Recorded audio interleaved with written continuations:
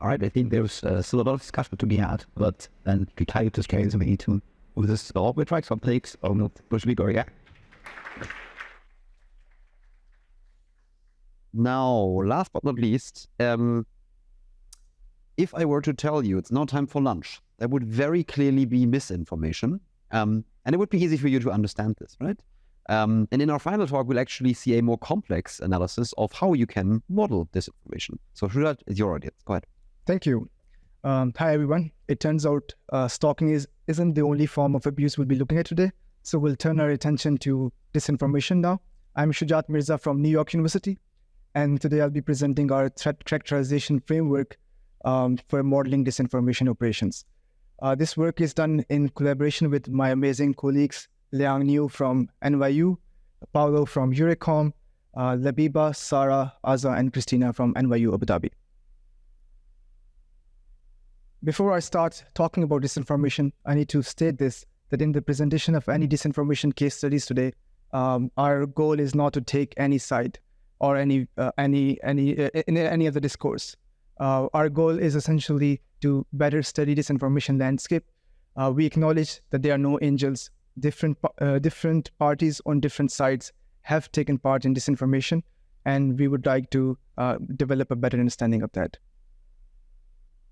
With that said, I'll walk you through a recent disinformation operation that took place a couple of years ago and was uncovered by Grafica, targeting Belgian government's decision to limit access to what they deemed high-risk suppliers to its 5G infrastructure. And this will help us contextualize our information about disinformation. So back in 2017, Noah, who is a best-selling author and a journalist, makes an account on Twitter, and over time gathers a very healthy followership of 2,000 plus people.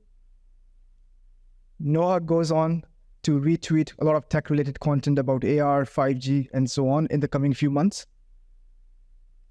Fast forward to 2020, when the Belgian government made this decision public, Noah, along with multiple Brussels-based accounts, start tweeting articles criticizing this decision, and these articles came in a variety of different forms on different websites and different languages as well.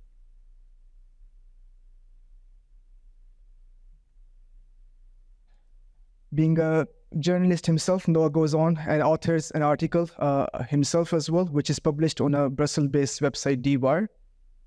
And this content, along with other content that's hosted during this time, gets quite some attention on Twitter, is retweeted by a lot of tweets, most notably by a few verified accounts belonging to Huawei and its executives in Western Europe. Now that we have taken a look at this information, I'll ask you to take a step back and let's go through the sequence of events one more time. There's no person named Noah. His identity is made up. So much so that even the profile photo that was used was generated by a form of artificial intelligence, generative adversarial networks. Noah's account is part of a group of 14 accounts that ran this operation, all with very similar behavior. They were created back in late 2017, stayed dormant for a while, and became active once the decision was made. All these accounts shared very similar script, but they use very different domains to project their messaging, just to avoid any simple way of linking of all these together for a simple analysis. Also, all these accounts had roughly 2,000 followers, but most of these followers were from countries and languages, notably Arabic and Russian, which was incongruous to the apparently Belgium-based accounts. The webpage or the blogging site on which Noah and other members of this operation posted their content turned out to be a fake website, and even the address that they provided was a made-up address. They used multiple batches of bots accounts to further amplify their message. In particular, these bots accounts featured photos of mainly Western women and had account handles that started with 7 letters and ended with 8 numbers. It is clear that the majority of the amplification of the network came from the interaction of Huawei executives based in Europe. This, even though that could be said, there is no conclusive evidence linking the company or its employees as being the sponsors of the campaign. This was uncovered by the investigation done by a Graphica team, and it's publicly accessible in case you want to read further on this. Having looked at this, now we would explain what a disinformation campaign or operation is for the purpose of this talk, which is a coordinated effort by individuals or groups to manipulate public opinion and change how people perceive events in the world by intentionally producing or amplifying disinformation. And why do we need to take a look at disinformation through a cybersecurity lens? Well, for starters, Richard earlier this week made a very good point about looking at disinformation through as a cyber threat. There are quite some similarities between disinformation and classical cyber threats, notably that the attacker tries to harm its victim through digital memes, often across a network in a distributed fashion. By systematically characterizing an attacker's profile, their likely attack patterns, their most sought-after targets, we would be able to better assist mitigators in their fight against disinformation.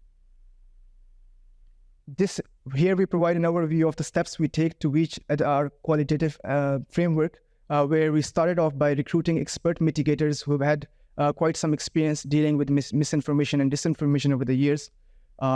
We conducted semi-structured interviews and then did a series of qualitative analysis, resulting in uncovering domains of interest, workflow functions of these mitigators, as well as the goal of this work, which is the threat characterization framework. We chose an interview study because it allowed us to access direct insight from a diverse set of experts based within academia, industry, nonprofits, and NGOs, using very different methods of approaching the problem, focusing on very different regions, as well as having different domains of interest ranging from national security to public health and so on. To guide our discussions in these interviews, we asked mitigators specifically questions about their workflows, how their criteria for assessing, surfacing, and prioritizing different disinformation projects, as well as the challenges that they face in the mitigation process. The findings we discuss are the result of systematically organizing our participants' perspective into an interpretive analytical framework. And the first component we identified was the domains of interest. Our analysis yields that these are the primary 5 domains where the fight between disinformers and mitigators takes place. Starting with national security, where these campaigns are used as an additional toolkit to supplement the traditional warfare by nation states, to campaigns that target democratic practices such as elections and referenda, to campaigns targeting economic interests, and lastly, last but not the least, campaigns targeting public safety and public health, which became quite an important issue in the backdrop of COVID pandemic. Now I'll talk about the different components of our framework, which essentially could be categorized into these 4 elements, ranging from threat actors, attack patterns, attack channels, and target audience. So essentially, by threat actor, we are interested in understanding the source of disinformation, whether it is the sponsors or the involved entities disseminating the disinformation operation. With attack patterns, we are interested in understanding the different specific techniques and tactics that are at play. And with attack channels, we're trying to understand the platforms or the media that are used by disinformers to disinform. And lastly, the target audience captures features related to the sought-after targets in these operations. In the interest of time, I'll only be looking at the attack patterns for this talk, but I'll encourage you all to look at the paper for further details. So we identified multiple different tactics that could broadly be classified into these 6 different attack patterns, starting with flooding, where the goal of the operation is to essentially spam a message as quickly as possible through as much automation as possible. And different specific tactics that they employ for such to achieving this goal is using bots, cyborgs, and copy pasta. In particular, a cyborg would be a human-assisted bot in this case, where essentially if someone interacts with this bot, a person takes over and then does more coordinated effort of persuading them. Drowning as a tactic, as a pattern, involves specifically introducing or making sure that the target audience does not reach a common ground by posting inflammation messages, as well as creating a divide and conquer strategy. And in the US context, our participants regularly talked about how IRA very successfully employed, let's say, trolling as a tactic, where they would essentially sow discord among US audiences on sensitive topics such as Black Lives Matter, vaccine mandates, and gun control laws. With counterfeit as attack pattern, the goal is to create deceptively real content as well as deceptively real entities, such that this could give more credibility to the operation. And in specifically astroturfing is a way of creating an illusion of grassroots support for a policy or for a group. And this was done quite successfully by corporate actors such as drilling companies, specifically in Latin America, trying to gather support for their drilling activities. Unlike counterfeit, infiltration tries to involve the real people so that they can become attack vectors in the campaign as well, and they can create and amplify disinformation. And our participants regularly talked about how different actors involve celebrities or journalists or influencers and bloggers in the target audience, because they realize that will give them credibility and be able to push the narrative further. With evasion of detection, the goal is for the campaign to go undetected as long as it could, so that it could achieve its objective. And one of the tactics, especially in the backdrop of machine learning classifiers that are used to filter out misinformation for actors, is to perform poisoning attacks so that the classifiers mapping could be manipulated and a desired decision could be achieved. And lastly, to evade the attribution, a lot of actors specifically try tactics which allow them to go unattributed, or where the source of campaign remains convoluted. And in that sense, one specific tactic is use of proxy companies, where essentially these attackers would hire a company that would hire another company, and that would in turn hire another company to create this level of abstraction between them. Now that we have looked at these specific tactics, I'll try to go back to the previous example I had introduced at the start and model it using our framework, where we essentially, as I said, there's insufficient evidence for attributing this campaign. While it looks that it was most likely financial interests at play, but you cannot rule out any other actors that may have different interests behind the campaign. In terms of tactics, we saw a lot of counterfeit tactics, ranging from use of GAN-generated images, which could give them more credibility, to use of these news hosting sites to host the created content, as well as creating very Western-specific personas and using Western languages for astroturfing. The campaign also used flooding with the use of bots to spam, as well as infiltrated into the mainstream population by inviting, let's say, supposedly inviting the Huawei executives to interact and retweet their content, hence mainstreaming the message. And lastly, to avoid the detection, they also, in addition to utilizing their own content that they wrote up, they also used very valid content that was published all over the world and crowdsourced that content for their own purposes. And in terms of evasion of attribution, they utilized PR firms, which essentially repurpose architecture for multiple different clients, depending on what the need is. In terms of the attack channels, we noticed the campaign mostly on Twitter and the accompanying webpage, as well as lastly, the targets of this campaign were Belgian audiences, so that they could be discord against the government for the decision. we modeled, in order to provide validity of our framework, we modeled multiple different disinformation campaigns over the last couple of years, which helped us better understand the applicability and we identified that the framework helped us better capture the unstructured information about disinformation into a very compact analysis form, which is communicable to a diverse set of stakeholders involved in this landscape. Following threat characterization, it's a standard cybersecurity practice to do threat severity assessment, and we would hope that this would be a first step towards such a ranking system which could help different mitigators better triage and prioritize which campaigns they want to focus on. And lastly, in terms of automation procedures, we understand the problem here is of scale. There is too much content, as Theo mentioned in his previous talk, that's posted online.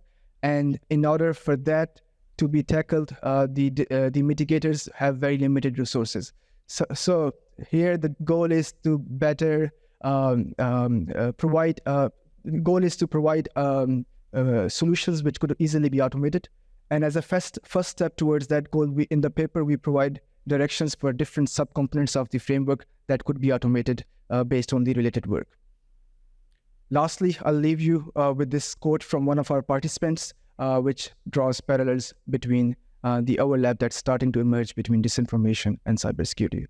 Thank you very much, and I would like to take some questions now. Hi, Hugo from Laquan. Got to tell having some top bureau. I'm particularly well from this. I want to question how you consider a platform in your frame. You focus on Twitter or these three platforms. Most true things happen very little at the top. Time it's a number. Therefore, places like Gitter, Gap, or Transmediate, places like University Gates, Eve, it's upbringing the questions of platform factors into integration. We'll take a break with few more conversations, and because of lack of time, I couldn't go into detail. But we're going to talk about 4 different media channels and social media platforms and to be work and the actual basing apps, to media and news website doing it. And you're right now, such that there's a lot of participants talked about it. Cross coordination and innovation from one platform to another, especially from print platforms like GAN and Onward, those person humans quite complicated by deep platforms. When mainstream platforms, deep platforms of people, then they find these niche platforms at their own and conduct their mission there as well. So in general, we try to make sure that our trials in the field try to get totally different. Really, I saw what I said, right, I was a little swanting that that's giving since your first instinct was as you were trying to model this whole thing, if that these service anything was not actually about the meat actors. Yeah, I imagine I'm sure if I'm familiar with the diagnostics. So yeah, the statements Tom did remain on Fred having that perspective. For example, if you know I think about people the great like last week could have been that at we were at Acklands. That's a very good point. And we didn't think about that, The challenge right now, I think, is to still people for study days. Even with mitigators, I would have thought that would be a very easy process to get them on code custody. I think it took us quite some effort through personal topic, what in that we through this many people for a idea of this sort. While we do work that we may be able to do have some sort of attackers in this student, but we're problem with to be able to find those strategic entities to be able to talk openly. You might be able to find low-level actors maybe need to talk about stuff. But for example, state adversaries or ideas about themselves as disinformation return, but probably think about everyday doing is like a service today. So it's a giant task. You're right. In future, we to after this framework will evolve further, and we'll be able to further incorporate these diverse views.